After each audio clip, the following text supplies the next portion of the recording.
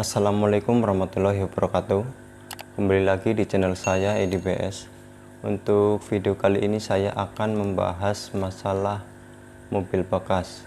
Mungkin teman-teman banyak yang sedang mencari atau ingin membeli mobil bekas, tetapi masih awam dan bingung bagaimana cara mengecek mobil bekas yang baik dan benar agar mendapatkan mobil yang minim dengan PR. Menurut saya sih semua mobil bekas pasti ada plus dan minusnya, tapi seenggaknya minusnya itu tidak terjadi pada bagian-bagian yang vital. Oleh karena itu kita harus teliti saat mencari mobil bekas. Di sini saya akan menawarkan jasa pengecekan mobil bekas atau mencari mobil agar mendapatkan mobil yang sesuai diinginkan. Yang biasa saya lakukan saat pengecekan mobil bekas adalah yang pertama, saya akan mengecek di bagian area mesin atau di area engine room. Di situ saya akan berfokus kepada engine yang pertama. Sebelum saya hidupkan, saya akan visual terlebih dahulu apakah engine itu ada kebocoran atau rembes-rembes yang bisa berpotensi fatal untuk kemudian hari. Biasanya saya mengecek bagian-bagian yang rembes di area bawah cutter atau di bagian seal-seal yang mudah rembes seperti seal puli atau seal crankshaft. Biasanya itu apabila lifetime-nya sudah lama, seal itu akan mengeras dan akan mudah rembes olinya, apalagi kalau SAE olinya itu terlalu encer. Kemudian saya juga fokus kepada oli yang ada di dalam mesin, di mana oli di dalam mesin ini sering berpotensi oil slat atau yang biasa orang umum tahu itu olinya itu berlumpur. Nah, apabila oli ini sampai berlumpur, ini akan berisiko sekali karena sirkulasi oli ini akan bisa tersumbat atau terhambat sehingga menyebabkan ketika mobil sedang berputar atau sedang dijalankan itu bisa stuck atau macet karena sirkulasi olinya itu tersumbat sehingga pelumasannya pun akan terhenti. Untuk oil slat ini biasanya disebabkan karena pergantian oli yang tidak teratur atau sering terkena oli palsu. Untuk pergantian oli yang baik itu adalah 6 bulan atau 5.000 km. Mana yang tercapai dahulu itu yang bisa buat jadi patokan. Kemudian saya fokus juga di area radiator. Selain saya mengecek kebocoran, saya juga fokus kepada apa isi cairan yang ada di radiator itu. Karena banyak juga orang yang memakai air AC atau air yang lainnya, tidak menggunakan air coolant. Di sini saya menyarankan untuk air radiator itu sebaiknya memakai air coolant. Karena selain memakai air coolant, kandungan karat yang ada di air mineral atau air biasa itu sangat tinggi. Sehingga ketika kita menggunakan air biasa, maka komponen yang ada di dalam mesin itu berpotensi banyak karatnya.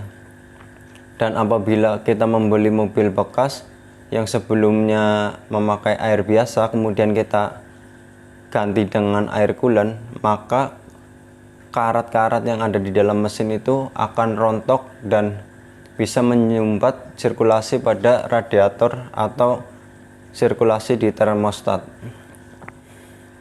Kemudian setelah saya mengecek visual di area mesin, saya akan menghidupkan mesin untuk mengetahui abnormal atau noise yang terjadi pada mesin itu sendiri. Biasanya untuk pengecekan noise ini agak sulit, apalagi kalau orang yang jarang mendengarkan suara mesin mungkin agak sedikit rancu atau agak susah. Saya sendiri belajar ini dari pekerjaan saya di sebuah pabrik mobil, sehingga saya sudah sering mendengarkan atau menjudgment noise yang ada di engine itu sendiri. Seperti kemarin saya saat mengecek mobil Grand Livina, kemarin saya menemukan noise pada tumble valve intake itu lumayan kencang suaranya, ngeletek, dan saya meminta ke penjualnya untuk melakukan perbaikan, dan apabila mobil itu tidak diperbaiki maka mobil itu nggak jadi saya beli atau customer untuk membelinya. Tetapi yang punya mobil, pemiliknya bersedia membereskan sehingga unit itu kemarin jadi saya dan customer saya beli dengan harga 60 juta Grand Livina S-Gear tahun 2008. Dan untuk visual engine pun saya sempat mengecek unit Terios, unit RAS itu sampai sehari 3 kali, nggak pernah nemu yang cocok atau song semua. Untuk unit yang pertama saya menemukan blok mesinnya sudah pernah dilas atau mobil itu sudah pernah mengalami kecelakaan yang cukup parah, karena bagian depan pun saya menemukan banyak titik yang bekas tabrakan. Untuk unit yang kedua gagal juga karena saya menemukan mobil tersebut itu bekas banjir, bahkan banyak karat-karat di titik-titik yang saya cek kemarin. Kemudian unit ketiganya engine-nya itu agak kasar, setelah saya cek banyak seperti kopi di dalam engine-nya, kemungkinan itu oilnya sudah ngeslet. Makanya saya mengambil keputusan untuk mencancel membeli mobil tersebut. Untuk yang kedua, saya biasanya melakukan pengecekan pada kaki-kaki, dimana untuk mobil yang sudah dipakai lebih dari 5 tahun, biasanya kaki-kakinya ini rentan sekali terjadi kerusakan. Seperti contoh karet-karetnya, karena lifetime-nya sudah lama dan dipakai, apalagi memakainya di medan yang cukup berat atau jalan yang rusak, itu kaki-kakinya mudah sekali kena atau rusak. Dan untuk pengecekan kaki-kaki ini sendiri agak lumayan susah, karena kita harus membawa mobil ini atau memakai di jalan yang jelek, jalan yang halus. Nanti itu semua akan terasa saat handlingnya atau saat kita kendarai masih nyaman atau tidak, ada bunyi-bunyi atau tidak, nanti semuanya akan terasa. Tapi selain itu juga bisa kita visual seperti shock breaker atau karet-karet ball joint atau support shock atau rak steer. Untuk pengecekan rak steer kita bisa angkat rodanya dan kita goyang-goyang, itu akan bisa untuk didetek.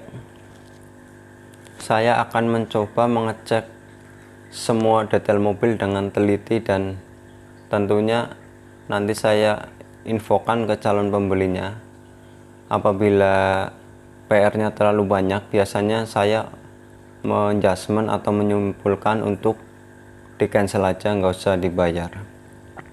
Dan untuk penjualnya pun akan saya kasih tahu juga PR apa saja yang ada di mobil yang akan dijual, sehingga di antara kedua belah pihak tidak ada yang merasa kecewa. Dan untuk yang ketiga, saya biasanya melakukan pengecekan eksterior dan interior. Nah, di sini yang cukup penting juga, di mana eksterior ini dan interior ini saya fokuskan untuk mengecek mobil ini bekas banjir atau tidak, bekas nabrak atau tidak.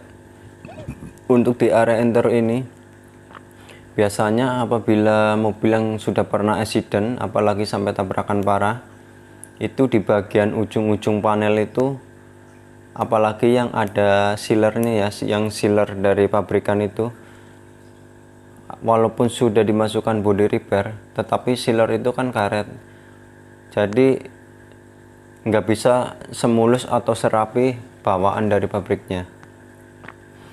Terus kita juga bisa mengecek di bagian panel, tapi yang di bagian dalam ya, bukan outernya yang di cat, tapi di bagian inner panel.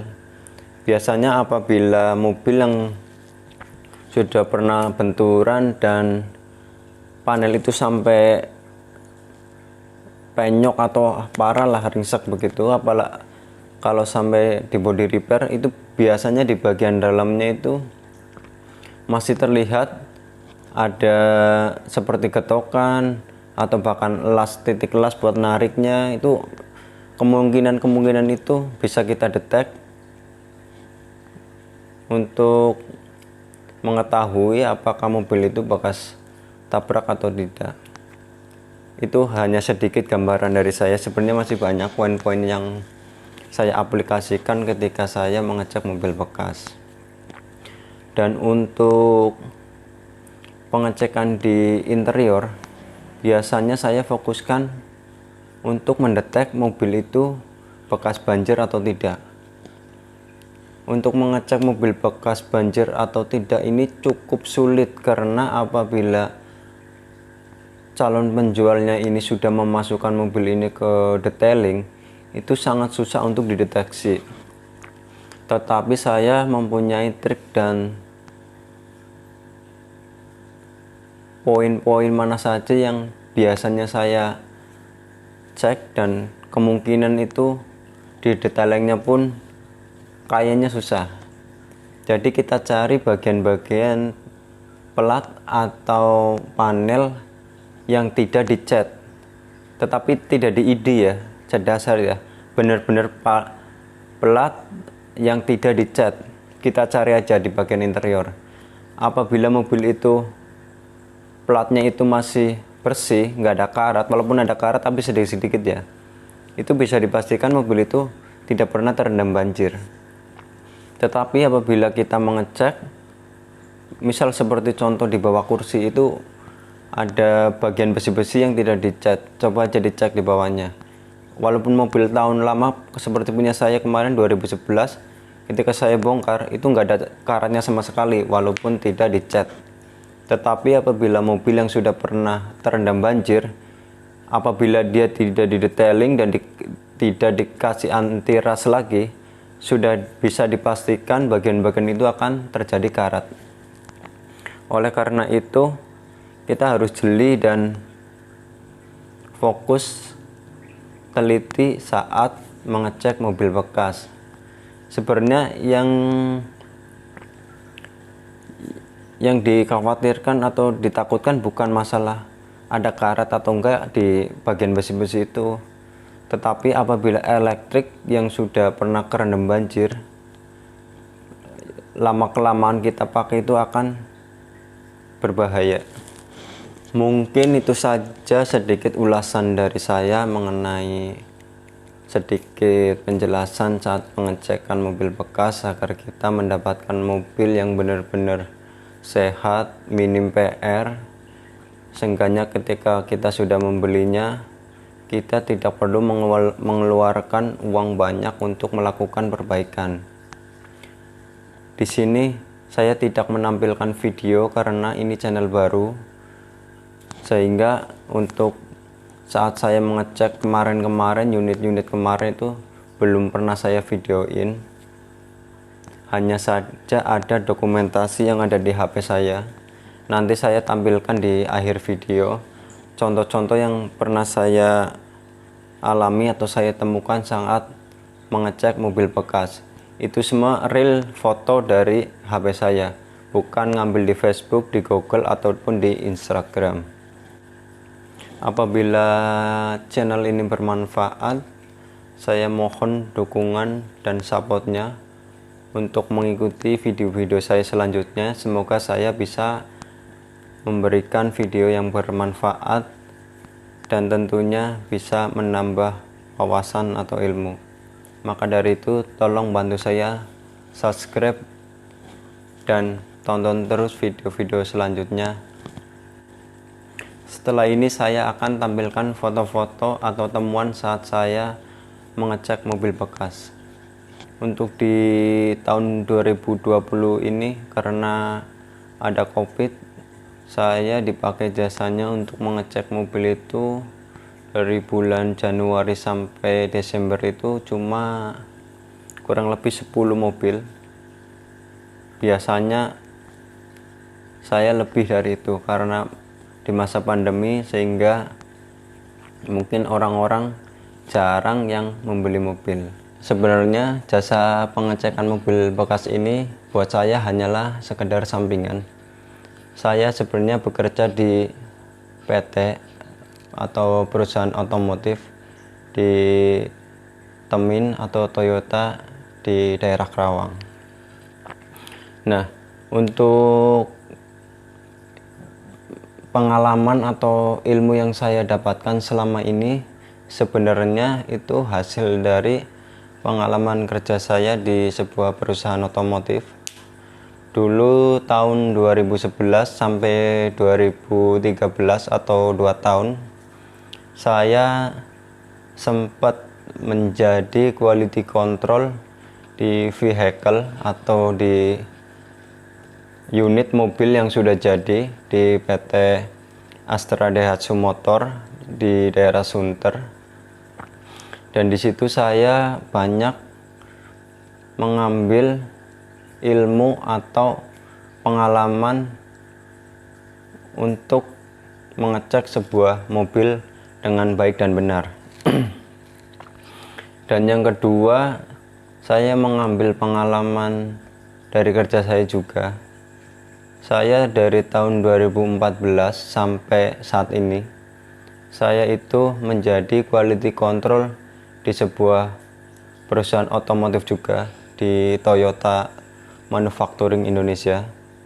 Di situ saya sebagai quality engine production di area Sunter juga. Di situ saya banyak sekali mendapatkan ilmu karena di bagian saya itu selain bisa bongkar pasang engine, di situ juga ada yang namanya durability test, sehingga kita tahu bagaimana ketahanan mesin itu sendiri. Dan banyak juga pelajaran-pelajaran yang bisa kita ambil dan kita aplikasikan di luar perusahaan.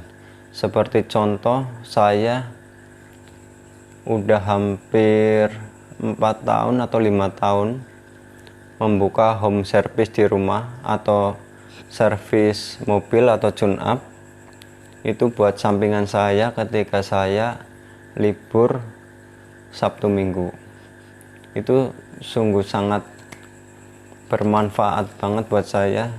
Selain menambah wawasan atau ilmu buat saya, juga sedikit menambah materi atau uang buat saya dan keluarga saya sendiri.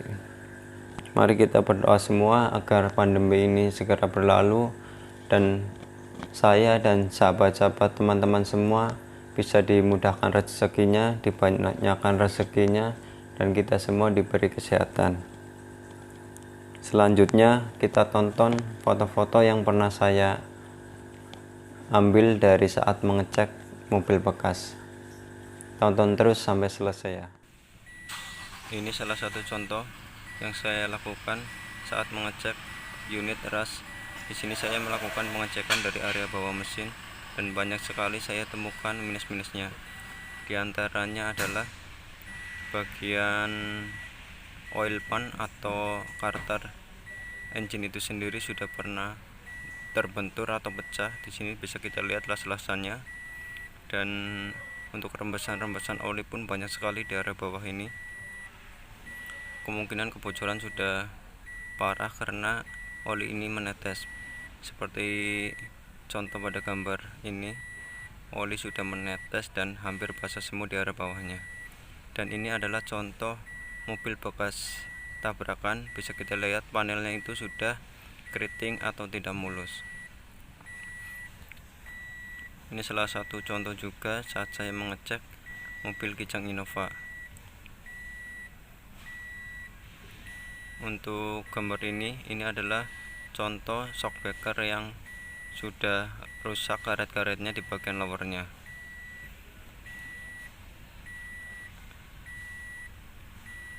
Untuk mobil Avanza ini mengalami kendala yaitu pincang, dan saya temukan businya itu keramiknya meletik atau pecah sehingga busi ini mati. Mungkin tidak banyak contoh-contoh yang bisa saya berikan karena sebelumnya saya tidak mendokumentasi saat saya melakukan pengecekan mobil karena ini channel baru. Kemungkinan nextnya saya akan melakukan video langsung ketika saya sedang melakukan pengecekan atau sedang memburu mobil bekas untuk pelanggan saya. Jangan lupa tonton terus video saya selanjutnya dan ikuti video-video terbaru dari saya. Terima kasih. Wassalamualaikum warahmatullahi wabarakatuh.